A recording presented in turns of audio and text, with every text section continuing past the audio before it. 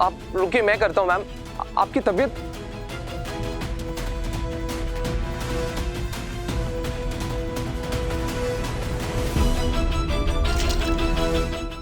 बिंदिया, मुझे आपसे कुछ बात करनी है। राघव जी कहिए, क्या कहना है आपको? I am really sorry. Veeru भैया ने जो कुछ भी किया, प्रीत ने जो कुछ भी कहा, प्लीज उस बात को अपने दिल से मत लगाइए। प्रीत के साथ जो कुछ भी हुआ उसके बाद वो रियांश को लेके ओवर प्रोटेक्टिव हो गई है बस। रीत जी को रियांश के लिए इतनी चिंता है या फिर वो जरूरत से ज्यादा इससे लगाव करने लगी हैं? विद्या, रीत को देखिए, मुझे माफ कर दीजिए, शायद मुझे ऐसा नहीं कहना चाहिए, पर सच कहूँ ना, मैं बहुत डर गई हूँ। जिस तरह रीत जी रियांश से इतना लगाव करने लगी हैं, मुझे डर लगता है कहीं वो मुझसे रियांश को दूर ना कर दे। ये आप कैसी बातें कर रही हैं? रीत आपको कभी रियांश से दूर नहीं करेगी, भले ही उसका अपना बच्चा नहीं है, लेकिन उसके पास एक माँ का दिल है। वो कभी किसी माँ को तकलीफ नहीं पहुंचाएगी। उनके पास भले ही माँ का दिल है, लेकिन मैं तो एक माँ हूं ना। पर फिर भी मुझे हर दिन रियांश की माँ होने का ना सबूत देना पड़ता है। सच कहूँ ना राघव जी, तो मैं बहुत डर गई हूँ और मैं हमेशा से ना रीत जी की मदद करना चाहती हूँ, इसलिए रियांश को उनके पास छोड़ देती हूँ ताकि उन्हें परेशानी ना हो, उनका दिल हल्का हो। पर इस तरह उनका लगाव देख के ना मैं बहुत डर गई हूँ। मुझे लगता है कहीं मैं अपने बच्चे की कभी दुश्मन ना बन जाऊं। आप प्लीज रीत को गलत मत समझिए। रीत बस इससे बहुत प्यार करती है और मैं भी करता हूँ। राघव जी, सच कहूँ ना, मुझे बहुत अच्छा लगता है जब आप रियांश से प्यार करते हैं, इसके साथ खेलते हैं। और आप ऐसा मत सोचिए कि अगर रीत जी से मेरी कोई बात हुई है तो उसकी सजा मैं आपको दूंगी। आप जब चाहे ना रियांश के साथ खेल सकते हैं। आपने हमेशा मेरा साथ दिया है, हमेशा आपने मुझे समझा है। मैं बस ये कहना चाहता हूँ, अपने दिल में रीत के लिए कोई कड़वाहट मत रखिएगा। वो बुरी इंसान नहीं है, बस अंदर से परेशान है। मैं कोशिश करूंगी। इसका ध्यान रखिएगा। मैं हमेशा रखती हूँ।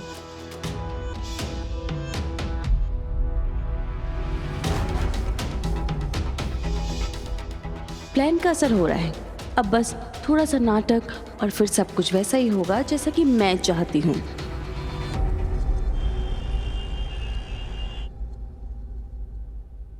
डोंट वरी, बहुत जल्द इन पेपर्स पर ख्याली सिग्नेचर्स नहीं, असली इंक से सिग्नेचर्स होंगे। आप ही का इंतजार था। तो कैसी रही उन्नति से मुलाकात? आपने जैसा कहा था ना, बिल्कुल वैसा ही रिएक्शन था उसका। लगता है शायद आपका प्लान काम कर जाएगा। जरूर काम करेगा, और उसका प्रूफ है ये कस्टडी पेपर्स जो अपने सामने रखकर तुम बैठे हो। एक शर्त है, जैसा जैसा मैं कहती जाऊं वैसा वैसा तुम करते जाना, और देखना बहुत जल्द जीत तुम्हारी झोली में होगी। हाँ, जीतूंगा तो मैं ही, क्योंकि उन्नति मुझे कमजोर लगी। उसकी ताकत, वो ध्रुव, वो जेल में है, और मेरा बच्चा बहुत जल्द मेरे पास होगा। एक खुलासा करना था। You know, उन्नति तो अपना बच्चा रखना ही नहीं चाहती थी। यस, मैंने उसे समझाया कि बच्चा रखो, मां बनना एक अलग एहसास होता है। उसे लगा मैं उसकी हेल्प कर रही हूँ, उसका भला चाहती हूँ, बट मुझे मालूम था ये बच्चा एक दिन काम आने वाला है। एंड देखो, ये बच्चा आज उन्नति की सिर्फ कमजोरी नहीं, उसके लिए मुसीबत भी बन गया है। वैसे आप ना काफी दूर की सोचती हैं, हमेशा 2 कदम आगे। मैं दूर की नहीं सोचती, गहरा सोचती हूँ। You know, लोग सिर्फ प्रेजेंट पर, आज पर फोकस करते हैं, लेकिन मेरी नजर सिर्फ आज पर नहीं, आने वाले कल पर भी होती है। वैसे एक बात पूछूं? उस परिवार के साथ मेरी क्या दुश्मनी है, ये तो साफ है। पर आपकी उस परिवार के साथ क्या दुश्मनी है जो इतना वक्त, इतनी चालें, इतनी मेहनत किस लिए? है कुछ पुराने हिसाब किताब, पुराने जख्म, पुराने कर्ज, जब सारे चुकता होंगे। But you know, विक्रांत, तुम जितना कम जानो उतना तुम्हारे लिए अच्छा है। वैसे भी जब तक मेरा काम हो रहा है मुझे किसी के बारे में जानने में कोई इंटरेस्ट नहीं है। गुड, तुम्हारा सपना जरूर पूरा होगा। सिर्फ एक बात, ये जो तुम्हारा गुस्सा है ना, उसे अपने दिमाग पर हावी मत होने देना।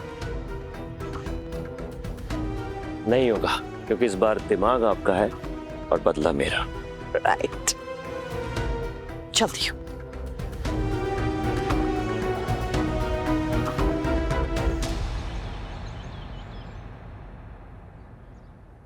अरे मैडम, आप फिर से आ गई।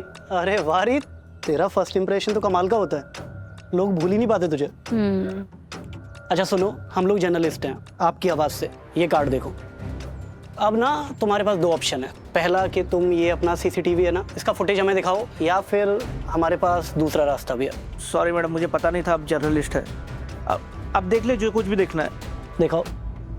ये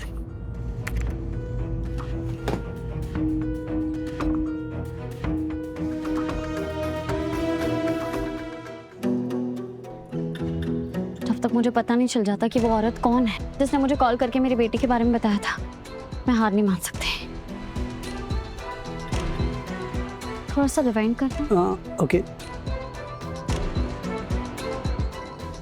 ये किसी ने पोस्ट। हाँ, ये तो सीमा है। तू जानती है इसको? हाँ विराज, ये बिंदिया के बेटे को हमारे घर लेके आई थी और उसने हमसे ये कहा था कि उसके माँ बाप मर चुके हैं। फिर बाद में हमें पता चला था कि वो तो झूठ बोल रही थी, वो बच्चा चुरा के भागी थी। लेकिन ये किसको कॉल कर रही है?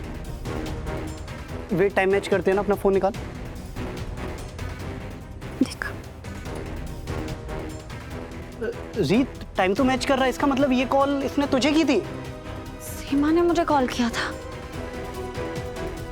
वो जानती है मेरा बेटा कहाँ है। एक सेकेंड।